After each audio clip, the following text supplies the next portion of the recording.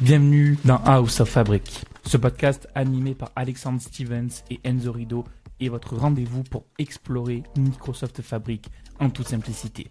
Avec un ton léger et accessible, ils partagent leurs idées, leurs astuces et leur passion pour la data, le tout sous le soleil du Sud.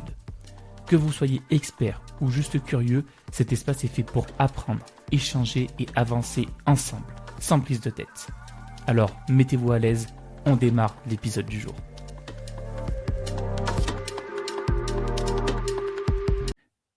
Salut tout le monde, bienvenue dans ce nouvel épisode de House of Fabric. Aujourd'hui, on va parler UDF, TMDL. Ne partez pas en courant, promis, on va démystifier tout ça. C'est deux features qui, selon moi, changent vraiment la façon dont on doit appréhender Power BI et les modèles sémantiques associés. On va décortiquer tout ça ensemble et pour en parler aujourd'hui, je suis accompagné de Guillaume Godefroy. Donc si vous êtes dans l'écosystème Power BI, vous l'avez forcément croisé. Il est très très actif dans la communauté au travers du club Power BI, du club Fabric, mais surtout c'est le co-organisateur du Power 365 à Lille. Il est consultant depuis plus d'une dizaine d'années, je crois, mais je vais le laisser se présenter. Guillaume, bienvenue. Merci beaucoup d'être présent dans cet épisode. Dis-nous qui tu es, tout simplement, d'où tu viens. Ouais, salut Enzo, bonjour tout le monde. On va faire simple, hein. Moi je suis un Lillois, donc je vais pas la faire en mode accent du Nord, hein, promis. Mais ouais, un bon produit lillois. Ça fait effectivement un bout de temps, hein, que je suis dans la communauté. Enzo, on s'est croisé aussi à pas mal de reprises sur le club Power BI, sur pas mal de choses. Comme tu l'as dit, je co-organise avec Amélie le Power 365 depuis. Ça fait la 7e édition. D'ailleurs, on est en train de lancer les hostilités sur Ouais, j'ai vu ça. l'appel à sponsors, l'appel à speakers, leurs gars, etc. Et puis plein de petits trucs à droite à gauche, comme le Data Wesh, qui est une chaîne communautaire qu'on a créée depuis quelques années. Des choses comme ça à droite à gauche. Donc ouais, on est très actifs et on est très content de l'être parce que au-delà du métier, c'est une passion.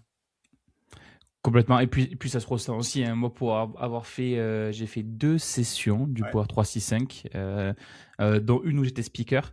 On sent vraiment ce côté de la passion. Puis en plus, comme vous le répétez à chaque fois, vous le faites ça de manière bénévole, qui plus est. Donc voilà, tu le fais pas, tu fais pas quelque chose qui te plaît pas, quoi, généralement. Donc et c'est ça se ça, ressent, et ça se c'est ressent. ça. Donc non, c'est cool. On prendra peut-être un peu de temps à la fin, Guillaume, pour que tu puisses un peu nous expliquer ce que c'est le Power 365 et Ouais, qu'on puisse l'évoquer, et peut-être en faire une petite pub. allez. Aujourd'hui, Guillaume, on va parler de TMDL, d'UDF. Alors, c'est un challenge, hein, selon moi, parce que, et je sais que tu en parles très bien, parce que de le faire juste en podcast, c'est pas évident. Et on va essayer un peu de démystifier c'est quoi ces nouveaux termes qui nous ont un peu popé sur la tête quand on parle de Power BI désormais. Et je te propose qu'on commence en premier par le TMDL. Donc aujourd'hui, si tu devais l'expliquer à quelqu'un qui n'a jamais entendu parler de ce terme-là, de cet acronyme, comment tu l'expliquerais et qu'est-ce que tu pourrais nous dire dessus? Ah, c'est pas facile, hein, surtout en podcast qu'on n'a pas d'écran à partager. On Ouais. va faire simple. Historiquement, dans Power BI, il y a une extension que tout le monde connaît qui est le PBIX. On va commencer à l'instar de vos XLXX et autres docx que vous connaissez. Euh, Peut-être que vous ne le savez pas, mais à l'intérieur de ce fichier, c'est ni plus ni moins qu'une archive, un petit peu comme un fichier zip d'ailleurs, on pourrait le dire comme ça. Mhm. Et à l'intérieur de cette archive, historiquement, il y avait différents langages, donc du JSON, des choses comme ça, des langages un peu informatiques qui sont, on va pas se le cacher Enzo, pas forcément hyper compréhensibles pour le commun des Mhm. mortels quand on l'ouvre. Et Microsoft a une idée de génie de se dire, ben, il y a eu deux, trois extensions qui sont sorties, comme les PBIR, les PBIP, etc. Et ils se sont dit, oui, mais demain, si on travaille sur du collaboratif, parce que dans les premières années de Power BI, l'outil était peu ou prou collaboratif. C'est-à-dire qu'on Mhm. pouvait travailler à plusieurs dessus, c'était quasi chose pas possible, en tout cas sur le desktop. Et puis l'IA arriva, les MCP arrivent aussi, enfin les serveurs, tout ce qui arrive autour. Ils se sont dit, mince, si on veut mettre ça sur un GitHub par exemple, comment on va pouvoir faire en sorte que les humains puissent se comprendre entre eux, c'est déjà énorme, et aussi d'avoir un espèce de format, un format informatique, un format de fichier universel, compréhensible et rapide à maintenir. Mhm. L'arrivée de ce qu'on appelle le TMDL, donc on va le faire TMDL en français, je vais pas vous le faire en version ch'ti, c'est beaucoup moins joli, et en anglais ça s'appellera le Tabular Model Definition Language, qui est un nouveau langage qui vient remplacer tout ce qu'on vient d'évoquer à l'instant, qui est, dans la traduction de j'aime beaucoup, un langage compréhensible par les humains. Alors, c'est très Mhm. drôle. En fait, c'est quoi? C'est on exit les accolades, les entre guillemets, nanana. On va travailler beaucoup en tabulation. Mhm. D'accord? On va indenter notre code. Et ce tabular, en fait, a deux grosses vertus. Alors, on va vraiment séparer les choses, mais le tabular va travailler uniquement pour le moment sur la partie, tu l'as très bien introduit Enzo, le modèle sémantique. Mhm. Pourquoi c'est important? Parce qu'aujourd'hui, on ne veut pas encore faire avec le Tyndall, on ne va pas travailler toute la partie visuelle. J'ai envie de vous dire pour le moment, pour l'instant, mais je ne vais pas vous dévoiler des choses, mais pour l'instant. Et donc, c'est une force de frappe absolument considérable, parce que avant, on devait ouvrir l'archive, enfin fermer Power BI, ouvrir l'archive, bidouiller, revenir dedans. Là, maintenant, ils l'ont intégré. Quand vous ouvrirez Power BI, vous penserez à nous sur votre gauche si vous activez la chose. Historiquement, on avait trois modes, rappelez-vous. Le Oui. mode rapport, vous connaissez, le modèle. Il y a eu quelques années, hein, Enzo, le modèle DAX, sur Oui. lequel on pouvait faire des requêtes DAX. Et depuis maintenant quelques mois, une petite année, on a ce modèle Teamdon dont je suis devenu complètement fan, parce qu'il permet de piloter des choses, d'une part, beaucoup plus simplement, et aussi, potentiellement, de lever des choses comme des fonctionnalités qu'on ne pourrait pas avoir nativement dans Power BI Desktop, pour aller faire des choses un petit peu plus en bidouille. Attention, ça reste dangereux. Complètement. Moi, j'aime bien dire aussi que, ben, comme tout dans l'informatique, tout ce qu'on a à l'écran et Power BI n'y échappe pas, c'est du code derrière, c'est du code. Et ce code, en fait, nous, on a juste une interface user plus sexy, plus jolie au milieu. Et là, en fait, on a désormais accès au code, si on vraiment vulgarise ça, au code qu'il y a derrière le modèle sémantique. Donc, pour un user standard, tu l'as peut-être évoqué après de qu'est-ce que ça peut apporter. Mais en tout cas, pour tes développeurs, tu l'as très bien dit. Si on veut passer à l'échelle, mettre en place de la CI/CD, des espaces collaboratifs, etc., ça décuple les capacités, les possibilités qu'on n'avait pas au préalable parce qu'on n'avait pas accès à ce code, ou du moins on y avait accès, mais pas aussi facilement. Et pas de manière, comme tu dis, indentée avec le mode tabular et tout ce qui s'ensuit, et dans un langage qui, en plus, aujourd'hui, est plus accessible, clairement. Ouais, ouais, c'est complètement ça. Pourquoi le Teamdon est une révolution en fait? On va pas se cacher derrière l'arbre. Pourquoi c'est une révolution? On vient de l'évoquer, pour la partie collaborative, mais aussi quelque chose de très bête. J'aime bien prendre cet exemple parce qu'il est parlant pour ceux qui nous écoutent. Si ils mettent un petit peu les mains dans le Mmh. cambouis de Power BI, ils vont comprendre tout de suite. Vous savez qu'il est excessivement aisé dans Power BI de descendre une table qui était en direct query en mode import. Mmh. Bouton droit, transformer en mode import, tout va bien. Je vous mets au défi de le faire avec au clic bouton, de repartir du mode import et le remettre en direct query. Ce n'est aujourd'hui juste techniquement pas possible, Exactement. nativement, Mmh. par un bouton dans Power BI. Mmh. À quoi ça sert de se dire ça? Bah oui, il y a plein de cas de figure où je dis, non, tout compte fait, la volumétrie augmente, où j'ai des cas particuliers, je veux faire du modèle composite, peu importe. Et ben, je veux remonter cette table en direct query, même pour faire des tests. Aussi, des fois, on se dit, est-ce que c'est le code qui va pas? Est-ce que c'est le serveur? Est-ce que c'est, on sait pas.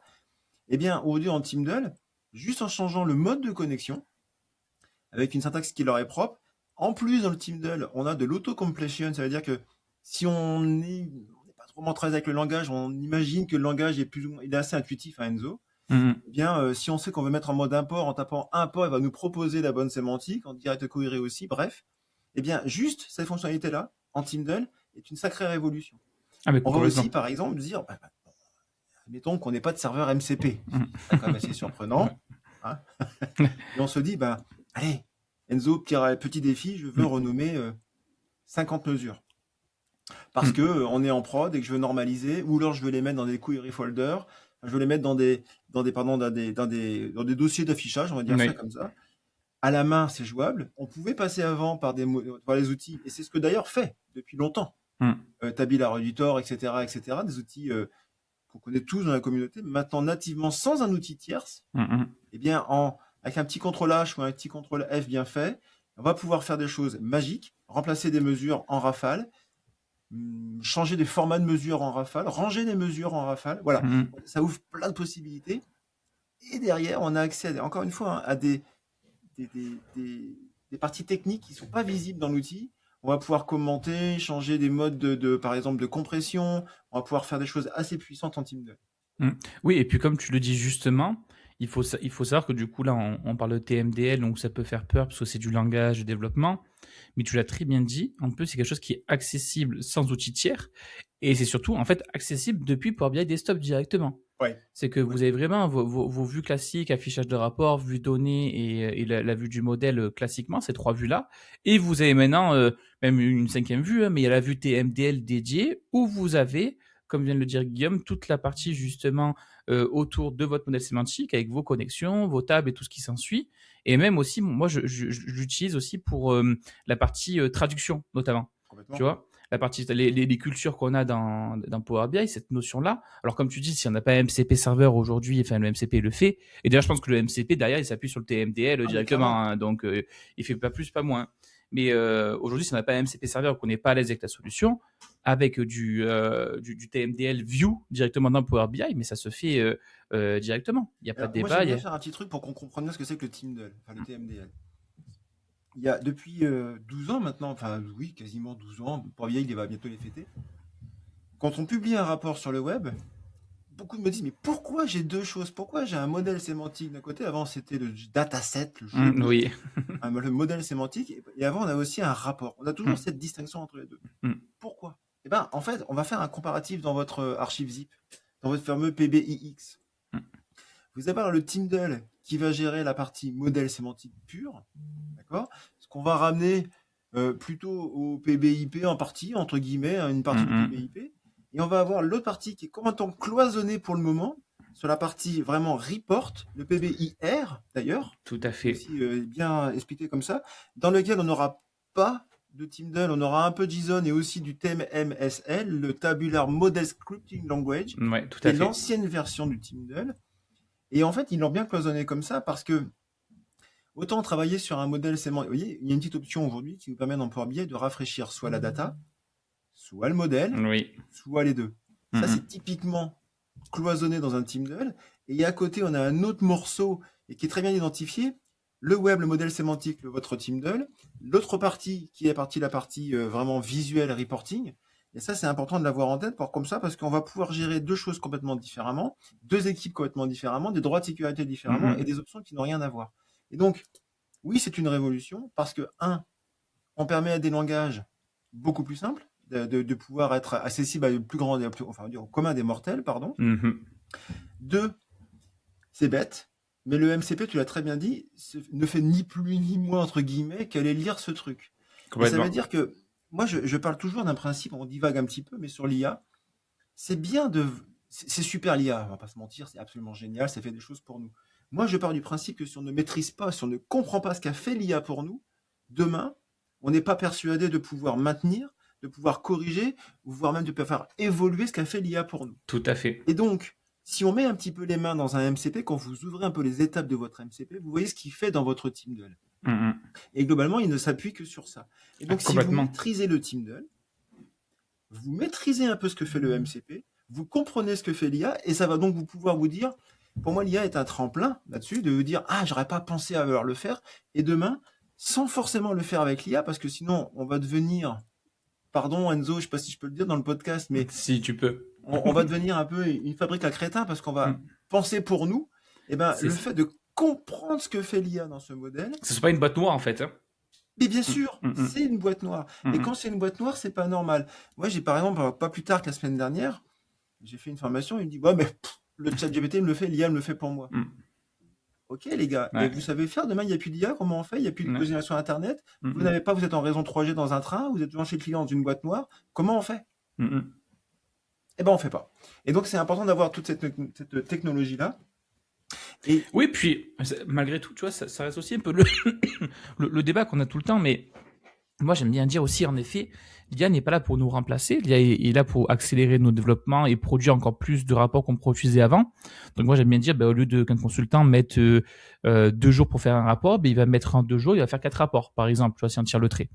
Mais moi j'aime bien dire aussi que il va pouvoir faire ces 4 rapports-là en 2 jours s'il comprend ce qu'il fait, ce qu'il doit demander à l'IA, parce que justement, il va être en capacité de poser les bonnes questions pour accélérer. Et si tu ne sais pas comment fonctionne le TMDL, comment ça s'optimise, comment ça fonctionne, eh ben, tu n'auras pas accès à quelque chose de performant. Et donc, tu vas galérer, tu vas devoir le reprendre, etc. Et comme tu le dis, si vous voulez maîtriser ce que fait MCP, maîtrisez en premier tous les modules, le DAXView, le TMDL, etc. Et ensuite, utilisez le MCP, vous l'utiliserez encore mieux, vous serez encore plus efficace. Mais en effet, il faut savoir ce qui est fait en amont pour pouvoir bien comprendre tout ça. Ouais, c'est une évidence. Et le TMDL est amené encore à évoluer fortement. Ils sont en train d'implanter des choses, ils sont en train d'implanter du versionning. Petite nouveauté, Là, on est fin mars, c'est de notoriété publique. Vous avez vu que le Teamdoll maintenant est accessible sur le web. Mhm. Ça veut dire quoi, en fait? Ouais. Rappelez-vous, à l'historique, Enzo, tu te rappelles de ça, il y a quelques années, il y a une décennie, ouais, Power BI Desktop, c'était absolument indétrônable, de toute façon, il n'y avait que ça. Et Mhm. puis, au fil de l'eau, certaines features sont arrivées sur le service. Il y a quelques années, on a pu écrire du DAX sur le service. On a pu accéder aux relations. On a pu accéder à des choses comme ça. On s'est dit, ouais, ok. Et puis là, au fur et à mesure, tout ça, ça se développe. Et le Teamdoll, pas plus tard qu'au mois de mars, sur la feature qui est arrivée il y a quelques jours, là, est arrivé maintenant sur le web. Pourquoi c'est génial? Ben moi, j'ai plein de clients qui me disent, ouais, mais Guillaume, moi, je suis sur Mac, ton truc, c'est bien. Ouais, mais moi, je suis sur Android, je peux pas. Mais je suis sur une tablette ou je suis dans un environnement sécure, je peux pas installer Power Mhm. BI Desktop. Sur une VM, je peux pas le faire. Eh oui. Aujourd'hui, alors j'ai pas, c'est un débat qu'on a eu, pour pouvoir citer l'émission du club, mais avec Jean-Pierre longuement il y a quelques jours. On se dit, mais pourquoi ils font ça? Ils sont pas en train de se dire que Power BI Desktop va disparaître, c'est pas en train de se dire. Non, pas du tout. C'est qu'ils sont en train de s'ouvrir sur d'autres plateformes. Ils sont en train de se dire, oui, mais mince, il y a des cas de figure où parfois dans les entreprises, je ne peux pas installer pour des raisons de sécurité des choses. Exactement. Et ça arrive sur le web, notamment le Teamdoll, notamment le DAX. Et ça fait aussi gagner, enfin, ça permet aussi d'avoir des clients, ce qu'on appelle légers. Mhm. Des fois, on a des machines sur lesquelles, bah, pour un billet desktop, si on a 8 Go de RAM, c'est un peu, Bah, c'est un peu juste, hein. C'est un c'est un peu peu juste. just, hein. Ouais, oui, Et oui, clairement. malheureusement, il y a beaucoup de cas de figure où les machines de data analyst, etc., ont 8 Go. Et Mhm. ben, en passant par le web, on a un outil léger.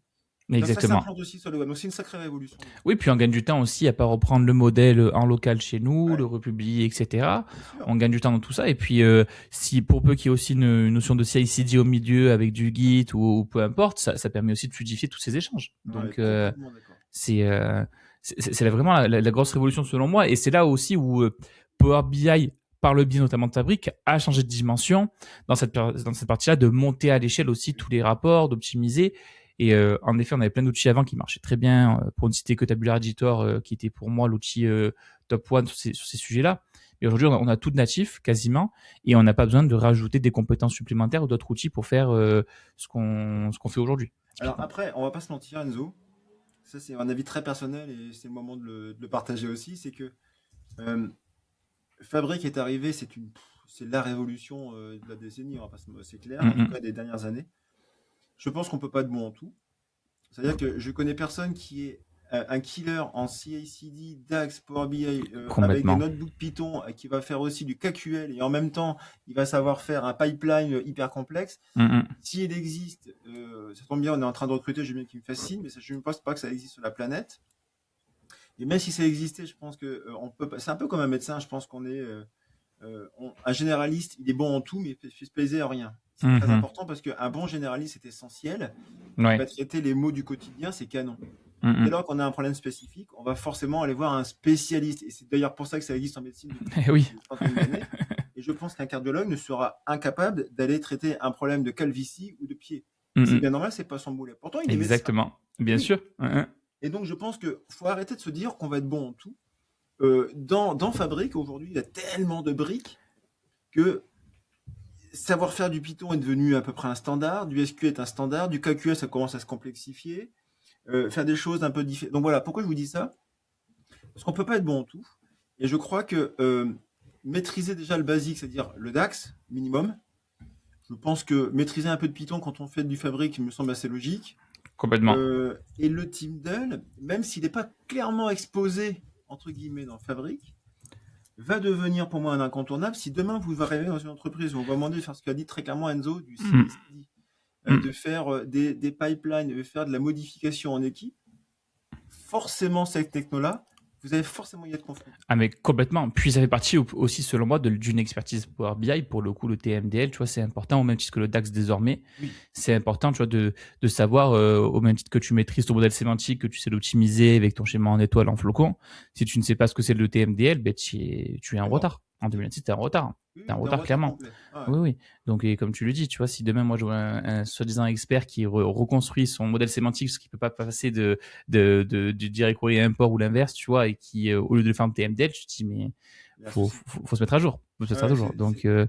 exactement ça. Je pense que tu as bien résumé. Il faut se mettre à jour. C'est pas, attention, on va pas faire un truc complet avec du Teamdoll parce que vous l'avez vu qu'il y avait des complexités particulières et l'outil le fait très bien. Mais quand dans des cas particuliers, pardon, où on doit mettre les mains dans le cambouis, où on doit faire, par exemple, vous savez, je vous donne un exemple assez bête. Et peut-être qu'on finira après sur ce sujet-là, je ne sais pas, c'est toi qui pilote Enzo, mais souvent on me dit, oh, mon modèle il est lourd, je comprends pas, mon rapport il fait Oui. 200 mégas. J'attends les gars. Déjà, est-ce que vous avez viré les agrégations automatiques Mm, mm, de chaque colonne? Vous savez, mm. Ouais, fameux regroupés par. Ah ouais. non, ok. Est-ce que vous avez envié le Q&A, qui d'ailleurs est maintenant décommissionné? Mm, mm. Est-ce que vous avez changé, par exemple, des fois, la taille du dictionnaire en changeant juste un champ qui était en entier, vous le mettez en je ne sais pas quoi, ou Mm, mm. non, même pas, un champ qui était en texte, qui est mal perçu, vous le mettez en entier, votre modèle va fondre. Est-ce que vous avez aussi, par exemple, enlevé pardon, le MDX Available? Tout ça, c'est disponible en Tyndall. On l'avait avant dans les anciens outils. C'était un Oui, peu planqué. c'est exactement. En fait, ça, c'était planqué avant. C'était planqué. C'est Maintenant, exactement c'est le terme. accessible, c'est ouvert. Mm, mm. Il n'y a plus Voilà. d'excuses. On peut pas dire je l'ai pas vu. C'est Voilà. Ouais. c'est Mm, exactement ça. Et puis, dernier exemple, je finirai là-dessus. Souvent, on me dit, ouais, j'ai fait des scripts avec info, DAX, quelque chose pour trouver les relations entre les. Tyndall, les gars. Mais oui, mais bien sûr. Recherchez combien de fois votre mesure, juste sans sortir le bazooka pour casser la noisette, Mm, mm. juste un contrôle F, retrouve-moi combien de fois j'utilise cette mesure dans mon modèle. Juste ça vous dit où elle existe, combien de fois elle est réutilisée et comment la calculer. Juste Yes. ça. Mm, mm. Exactement. Voilà. Et d'ailleurs, c'est avec ça, on peut même faire du lineage, hein, selon moi, dans le TMDL. Enfin, un début de Complètement. lineage, tu vois, de ton modèle sémantique, de comment tes relations marchent entre elles, etc. Tu vois, tout ce qui est appelé. Et c'est une mine d'or. En fait, faut se dire, moi j'aime bien dire, tout ce qui est disponible dans votre modèle sémantique, vous pouvez l'avoir au travers du code.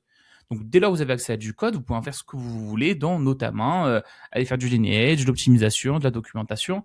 Et voilà, en fait, il y a tellement de cas d'usage, notamment voilà, la doc, tu vois, selon moi, la doc, c'est dingue. La doc qu'on peut faire à partir de MDL, c'est dingue. C'est C'est dingue. clair. C'est Vraiment. clair. Et encore une fois, votre fichier, rappelez-vous, le Tyndall, un fichier par objet, d'accord? Mm. Une table, etc. C'est un bout, c'est un Tyndall. Hein. Là, pour le coup, le MCP et ou l'IA, voulu que, alors attention, après, il n'y a pas de données dedans, hein, c'est que du code de script, Oui. entre guillemets, mais juste lui filer, par exemple, le fichier Tyndall ou le fichier Tyndall de votre modèle dans une petite IA bien faite, ou même, nous, c'est ce qu'on a fait, par exemple, un petit Power Query bien écrit, vous permet allez, Enzo, quoi, 1 minute de Ah sortir oui. une doc complète. Ah, franchement, ah bah oui, complètement. Et déjà, je me souviens à l'époque, on nous avait donné accès, tu sais, mince, j'ai oublié le terme, mais on pouvait depuis Excel récupérer le modèle sémantique, les Oui, mesures, etc., documenter tout ça. Je me souviens, ça avait fait un peu mince, j'ai oublié. On pouvait taper le modèle au travers, tu sais, d'un connecteur, j'ai oublié le terme. oui, Mais bon, peu je importe, sais plus. tu vois ce que je veux dire. Et là, d'avoir dans le TMDL directement intégré, etc., puis tout ce que ça implique autour avec l'avènement de fabrique, voilà, ça permet de projeter beaucoup de cas d'usage, de gouvernance aussi. Moi, je parle souvent de gouvernance, Ouais, et sur ça, c'est génial. C'est vraiment ouais, je génial. suis d'accord. Donc, bon, super. Ben écoute, merci beaucoup pour le TMDL. Je pense tu vois, on a continué le débat et c'est génial. On a répondu à toutes les questions que je voulais te poser, donc c'est top. Donc, pour le TMDL, si on récapitule, gardez en tête que c'est le langage de développement qu'il y a derrière votre modèle sémantique. Vous y avez accès nativement dans Power BI et de ce fait, vous pouvez faire de la documentation, du lineage et tout ce qui s'ensuit autour de ça et tous les cas d'usage qu'on a évoqués avec Guillaume. Une autre nouveauté qui, pour le coup, a vraiment fait beaucoup de bruit, Guillaume, parce Ouais. qu'autant le TMDL, ça pourrait paraître un peu technique, donc ça ne parlait pas à tout le monde et encore. Mais là, pour le coup, les UDF, les User Data Function, Ah qui non, a fait... non, les users non, c'est pas les mêmes. oui, non, les User Defined Function, c'est ça là que je voulais, c'est Parce que ça? les UDF de Fabric ne sont pas les UDF de Power BI. Exactement. Et tu vois, Merci Microsoft. ouais, c'est ce que j'allais dire, tu vois. Et moi, je suis Microsoftie, et c'est vrai que même moi, je m'en veux parfois de me dire, des fois, on parle d'un chat, et en fait, c'est un chien, tu vois. Donc bon, non, on parle bien en effet, des defined functions pour Power BI. Ben, tu vois très bien. Au moins, on va pouvoir bien casser le débat sur ce sujet-là. Guillaume, quand on parle d'UDF dans Power BI, à quoi on fait écho, à quoi ça sert? Et pareil, tu vois, on va repartir comme le TMDL. Comment tu pourrais l'expliquer aujourd'hui, cette notion-là? Alors, on va la faire très simplement. Effectivement, User Defined Function ne sont pas, ce sont les UDF. Hein, en gros, on va dire les fonctions. Oui, on va dire comment on pourrait dire ça? Des fonctions personnalisées dans Power BI qui vont vous permettre de factoriser, de rationaliser du code. Je prends un exemple. Parfois, dans vos rapports, on veut calculer le chiffre d'affaires hors taxe enlevé, je dis n'importe quoi, hein, dans lequel on va soustraire le transport, mais on doit y ajouter un taux de taxe, un machin, etc. Et souvent, dans un rapport, on va utiliser 2, 3 fois, 4, 5, 6 fois une règle de gestion. Ou alors, on va vouloir travailler sur des images aussi, et on va se dire, bah tiens, en fonction d'un code couleur, nanana, et on va refaire plusieurs fois la même chose. L'idée de l'UDF, c'est un peu à l'instar de Lambda dans Excel, pour ceux qui le connaissent. Vous allez pouvoir faire vos propres fonctions et la réutiliser. L'UDF, pour moi, en quoi c'est une révolution? Avant, on écrivait des fonctions. Par exemple, je travaille sur un SVG. La SVG, c'est ce que c'est, des petites images sectorielles avec des vecteurs sur lesquels on peut travailler de façon très sympathique dans Power BI, les éclairer, les allumer, les faire clignoter, tout ce qu'on veut. Avant, si on voulait faire des conditions dessus, on tapait des codes de Furieux et on réutilisait plusieurs fois ce code de Furieux et ça faisait des lignes DAX, des codes DAX qui faisaient 50, 100, 300 lignes. Le but de l'UDF, c'est pas que ça fasse moins de lignes, pas forcément d'ailleurs, c'est de pouvoir réutiliser de façon rationnelle et de façon factorisée cette mesure. Par exemple, on avait fait d'ailleurs une petite vidéo là-dessus, à l'occasion, on en reparlera, sur je veux changer la couleur de la salopette d'un bonhomme dans Power BI, aucun intérêt, mais rouge, vert, bleu. Eh bien, et après, on voulait changer uniquement les bretelles, après, on voulait changer uniquement la couleur de la casquette. Eh bien, à quoi ça sert? On a un seul code dans lequel on va pouvoir y passer des paramètres. Un peu, imaginez ça comme une fonction somme-ci dans Excel, mais sur mesure, et vous allez pouvoir passer vos paramètres à droite, à gauche dessus, avoir un seul code d'un côté dans une UDF, et le réutiliser à chaque fois que vous en avez besoin. Donc l'idée, c'est vraiment, rationaliser, 2, documenter, 3, rendre accessible, et si la fonction vous l'appelez salopette couleur égale rouge, vert, bleu, ben vous aurez une salopette couleur rouge, vert, bleu. Exactement. Bon, pour l'utilisateur final à Tesso Enzo, pour l'utilisateur final, l'idée, c'est de lui donner un espèce de dictionnaire. D'ailleurs, il existe un dictionnaire des UDF. Un dictionnaire des UDF. Pour bien se servir. On vient se servir dedans. On va lui dire, bah, calcule-moi la droite de régression linéaire un peu complexe, algorithmique. Personne ne sait l'écrire en DAX. Il y a quelqu'un qui l'a écrit pour vous. Vous l'utilisez avec les 2, 3, 5, 10, 15 paramètres que vous lui passez. Basta. Exactement. Ça, c'est une sacrée révolution. Et évidemment, vous l'aurez compris, vu qu'on est sur du modèle sémantique, on va faire le lien quand même avec le Tyndall. Vous allez pouvoir les customiser, les comprendre, les documenter en Tyndall, les écrire en dur aussi si vous voulez en DAX dans Power BI. C'est en ça que c'est une révolution. Et on s'en sert maintenant sur un projet quasiment à chaque fois. Parce qu'à coup sûr, un jour on m'a dit, mais est-ce que ça pourrait être le pendant des calculation groups? Rappelez-vous, on faisait des fonctions un petit peu, vous savez, un peu un petit peu génériques qu'on pouvait réutiliser à chaque fois de faire le n, le n-1, le n-2. On faisait un n-1, n-2 général et en fonction de la mesure que je glisse dans ce calculation group, ça fonctionne. On n'est pas si loin de l'idée, c'est pas le même usage, mais ça permet vraiment de simplifier et surtout de mettre une bibliothèque de mesures utilisateur final. Complètement. Et moi, j'aime bien cette notion aussi de réutilisation pour faire des choses qu'on fait à chaque fois, ou du moins qu'on doit répéter et dans des mesures, ou on va mais dans des colonnes aussi. Par exemple, des fois, on va créer de l'information à travers d'une fonction, d'un UDF en tout cas.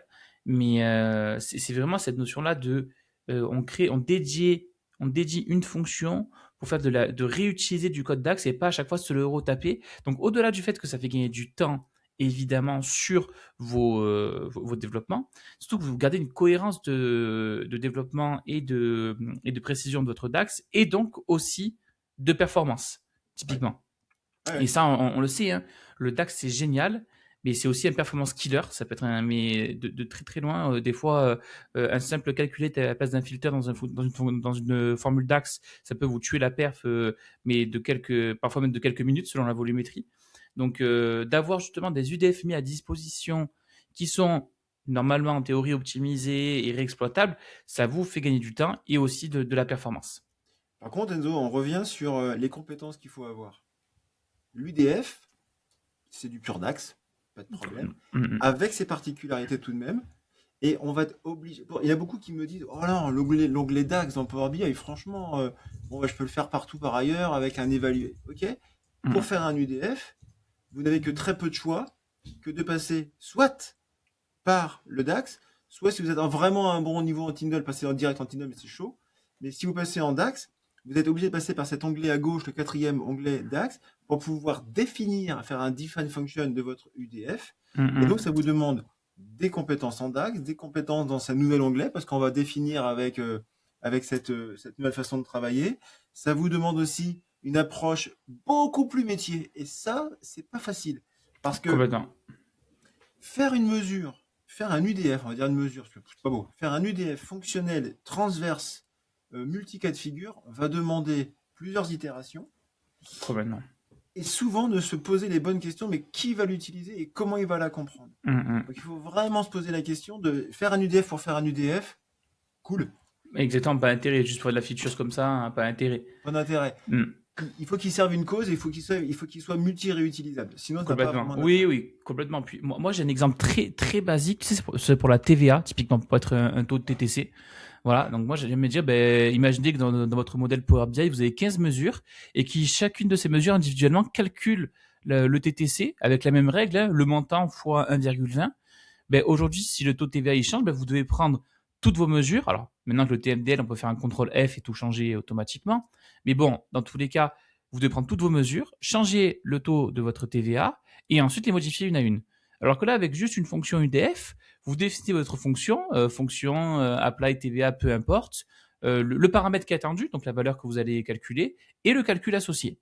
Donc on pourra mettre de la doc, hein, mais votre UDF, il contient un nom, des paramètres qui appellent vos colonnes ou vos champs, et aussi le calcul associé. Et en fait, vous rappelez à chaque fois cette fonction. Et si la fonction demain, votre taux TVA, il passe pas de 1,20, mais le gouvernement, il pète un plomb, ça passe à 1,40, par exemple, vous avez juste à changer votre UDF et c'est réglé. Voilà. Et toutes vos mesures sont impactées en direct. Et ça, c'est vraiment, c'est le gros avantage. Et Voilà. Donc, n'oubliez pas que ça, vous la mettez dans un SharePoint d'entreprise, cette UDF. Vous la partagez avec les collègues. Le mec qui demain refait un nouveau rapport parce qu'il repart de from scratch, il va chercher son apply TVA, il a copie-colle dans sa vue DAX, il fait le run, enfin je le mets en place, basta, elle est en place, terminée. Donc c'est quand même complètement. juste complètement génial. Et c'est vrai qu'en plus on peut le changer offline parce que si vous êtes sur le web, par exemple, vous dites putain la TVA, faut que je rouvre Power BI, où est-ce qu'il est le desktop? Ah j'ai plus le desktop, ah j'ai plus le fichier d'origine. Alors c'est pas tout à fait vrai sur le web, mais Oui. maintenant ça va être rapidement vrai. Vous allez pouvoir changer ça quasi live. On peut aussi le brancher sur un paramètre. Enfin, il n'y a plus de limite à ce truc-là. Donc encore une fois, une révolution de ce dernier mois, année, qui pour moi mérite d'être regardée. Pour ceux qui ne l'ont pas encore fait, je vous invite fortement à aller mettre la main là-dedans. Ah, complètement. Ah oui, ben c'est clairement un must-have de Oui. maîtriser, encore une fois, ce qu'on a dit au début, le TMDL, et d'aller optimiser vos modèles avec de l'UDF, c'est évident. C'est évident. Donc, pour moi, c'est aussi un peu du même niveau, tu vois, de ce qu'on avait, ce qui est sorti avec les calculs, les calculs visualization, où on peut avoir des calculs de visuels directement sur nos tableaux, par exemple, qui sont encore aujourd'hui, il manque un peu de gouvernance par-dessus, tu vois, pour voir qui fait quoi, comment c'est fait, Ah, etc. je sais. Mais pour moi, c'est vraiment quelque chose qui doit être maîtrisé. Ouais, ouais, je sais pas si on attend à parler dans 30 secondes, mais c'est encore un autre sujet parce que c'est un autre langage DAX qu'il va falloir apprendre. Mm, Si vous n'êtes pas à l'aise avec le windowing, par exemple, ça peut rapidement vous poser quelques soucis de logique, pas de conception, mais de oui, logique. tout à Parce fait. qu'ils ont vraiment fait en sorte que le windowing là-dedans soit beaucoup plus simple. Mais ce truc-là, c'est que la nouveauté du mois de mars qui est sortie avec les totaux personnalisés. En quoi c'est intéressant? En quoi c'est intéressant? Bah, déjà, c'est un langage DAX simplifié, mais il faut avoir cette logique de construction. Et pourquoi c'est génial?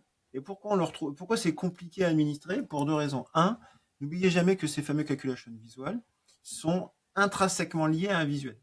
Oui. Ils ne sont pas réutilisables à l'instar d'un UDF, Mm. qui sont utilisables partout. Calculation visual, c'est génial, mais c'est ça cette contrainte, c'est que la contrainte, elle est uniquement liée à un visuel. Exactement. L'énorme intérêt, Mm. c'est que si vous avez une base qui fait 100 milliards de lignes, et que vous avez fait un tableau d'agrégation, vous l'avez regroupé par année-mois, donc qui fait 12 lignes. Et bien votre calculation visuelle ne va pas utiliser le milliard de lignes qui est derrière, mais la donnée qui est déjà préagrégée par votre moteur, et il va Exactement. calculer ça sur les 12 lignes. Autant vous dire que la Mm. perf, 12 et entre 100 milliards, il n'y a pas de sujet. Elle est Donc, magnifique, ah bah oui. et puis c'est complètement génial. Attention, Tyndall, UDF, calculation visual, tout ce que vous voulez. Il n'y a pas une recette magique. Ah oui, Une je suis fonctionnalité, d'accord. un besoin. Au début, quand les calculation groups sont sortis, tout le le monde en a mis partout. Mm. C'était un truc de furieux. Et puis, ça ne servait à rien. Et la gouvernance aussi associée en plus, hein. Mais C'est oui. chaque fois. Donc soyez Mm. cool. Il n'y a pas un outil magique. Le Teamdoll ne sert pas à tout. Le DAX ne sert pas à tout. Il n'y a pas Mm. un outil pour tout faire. Il faut savoir picorer au bon endroit pour au bon moment. Ça, c'est évident. Mm. Mais avec tous ces outils qui sortent, si vous êtes un peu curieux, etc., je crois qu'il y a zéro limite technique pour arriver à ces fins. Mm. Je suis tellement d'accord. Tellement d'accord. Non, mais c'est exactement ça. C'est exactement ça. Puis, comme tu dis, il n'y a pas de vérité absolue. Non. Il n'y a pas un outil qui est meilleur que l'autre. Déjà, ils font tous des choses différentes à chaque fois. Mais tant que vous arrivez à optimiser vos modèles, que vous gagnez du temps sur vos développements, c'est le principal. Voilà. Et que vous avez en plus une petite gouvernance associée, c'est parfait. Exactement. Parfait. Et puis, il n'y a pas de. Même moi, je ne vais pas me cacher. Une fois de temps en temps, je pose les questions-là, de dire attends, j'ai cette approche-là. Est-ce que tu penses que dans ce. Attention, la qualité du prompt, mais dans ce cas de métier-là, dans ce cas de figure-là, si je fais ça, est-ce que tu penses que. En fait, il faut prendre, je pense, l'outil d'IA comme un espèce de contrôleur de vérité pour vérifier s'il n'y a pas une autre approche possible.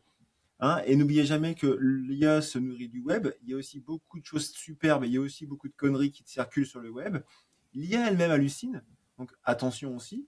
Mais je pense que si vous l'utilisez avec tout ce qu'on vient de se raconter là, en s'appuyant pour contrôler, pour vérifier, parce qu'on va pas se mentir, Enzo, l'UDF, la première fois qu'on le fait, bon, Ah ben, oui. ouais, Exact. Mais oui, mais évidemment, mais comme tout. Mais comme tout, en fait. Hein. comme tout, et puis t'en fais pas Ouais. tous les jours non plus. Mm.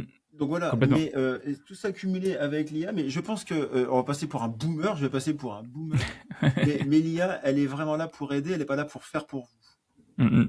Exactement. Voilà. Exactement. Moi, je vois vraiment comme un outil qui décuple votre productivité. Moi, j'ai jamais été aussi efficace sur des rapports Power BI parce que voilà, je perds plus de temps à prendre à la main, tout documenter, à modifier une mesure ou modifier une mesure quand je dois modifier 20.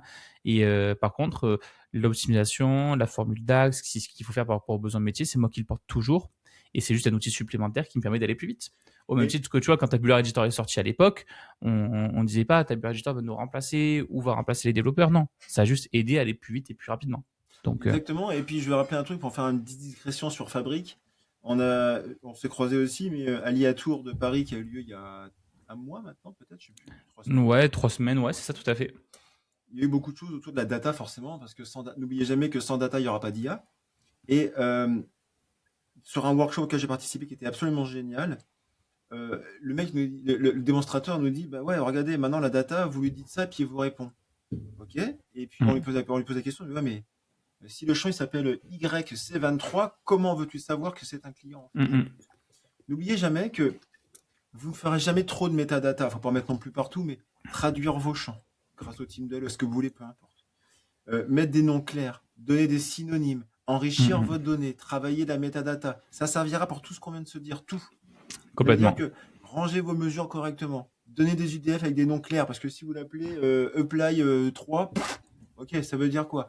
Si vous faites du team en mettant des bons synonymes, des bons machins, etc., vous formatez votre donnée, vous êtes déjà un énorme pas en avant sur l'exploitation de la donnée que vont en faire les métiers derrière. Donc, tout ce qu'on vient de Ouais. se raconter là, c'est pas juste pour faire des techniciens de bourrin, c'est pour servir quelque chose derrière. Et qu'est-ce que ça va servir derrière? Le métier et où l'IA et où Copilot. Exactement. Point. Exactement. Mais ça fera même un bon débat aussi qu'on pourrait se refaire un épisode sur la partie IQ que moi j'adore, notamment Fabric IQ et tout ce qui s'ensuit, tu vois, qui permet aussi d'exploiter encore mieux cette métadata. Mais si la métadata n'existe pas, ça marchera pas. Donc voilà. Exactement. Bon, écoute, Guillaume, on arrive à la fin du podcast. Merci beaucoup. C'est toujours super agréable d'échanger avec toi voilà, on sent que tu es un formateur en plus, donc cette facilité-là à vulgariser les choses, c'est super agréable. Guillaume, est-ce que tu peux nous parler de ton actualité, des prochains sujets qu'il y a, que ce soit au Data Welsh, tu disais, c'est ça, au Power 365. Ouais, si je te laisse 2 minutes pour nous en dire 2 mots, si tu veux. C'est très gentil, merci. On va le faire très simple. Le Data Welsh, c'est quoi en fait? Vous connaissez notre engagement communautaire et on s'est dit on va faire un truc qui ressemble au Nord à Data Welsh. On parle comme ça. Data Welsh, c'est le petit jeu de mots entre le Welsh, le plat emblématique du Nord, pour ceux qui font régime, et la data. Et on essaye, comme tu l'as dit là, on s'est mis 2 niveaux. On veut vraiment vulgariser et rendre accessible en 3 minutes. Des vidéos sur des sujets très simples ou parfois complexes, la RLS, les images, le SVG, les UDF, tout ce que tu veux. On fait des petites vidéos qui sortent 1 fois par mois. Il y en a 2. Une qui s'appelle le Data Welsh classique, très simple pour les gens qui découvrent ou qui démarrent dans la BI. Et le deuxième qu'on a appelé supplément frites pour le petit clin d'œil aussi. On s'adresse plutôt à un public un peu plus expert, déjà un peu plus avancé, on Mhm. va aller beaucoup plus loin. Donc voilà, donc ça, ça se trouve facilement sur toutes les bonnes plateformes qui vont bien. Sur YouTube, principalement, je présume? YouTube principalement, puis on a une Ok, chaîne aussi là-dedans, et on fait des petits ok, événements sur super. DataWesh, très locaux, parce qu'on aime bien rencontrer les gens, leur serrer la main et boire un verre avec eux, c'est très important. Mhm. Et puis le deuxième sujet, ça fait 7 ans qu'on fait ça avec Amélie. Amélie, on a créé le Power il y a 7 ans. Le Power, c'est quoi? Le Power 365, c'est le mélange de la Power Platform historiquement, parce que ça n'existe plus vraiment, avec tout ce qui était 365 avant, ça n'existe plus non plus Oui. vraiment. Mhm. Mais Merci c'est Microsoft encore. mais c'est un peu ça. Et donc c'est un mélange de tout ce qui va graviter autour des technos full Microsoft. Donc, on passera forcément par Fabric, la data, l'IA, la BI, tout ce qu'on Mhm. veut, en passant par le collaboratif, en passant aussi par SharePoint, OneDrive et puis tous ces outils-là. Chaque année, ça a lieu en octobre. Cette année, on a déjà arrêté les dates. On a réservé un lieu aussi absolument magique. Trop Euh, bien. Chaque année, on est entre 150 et 180 personnes quand même en présentiel. C'est Bah oui, oui. Mhm. vraiment bien. Et donc, on va ouvrir les inscriptions bientôt. Et c'est un événement collaboratif.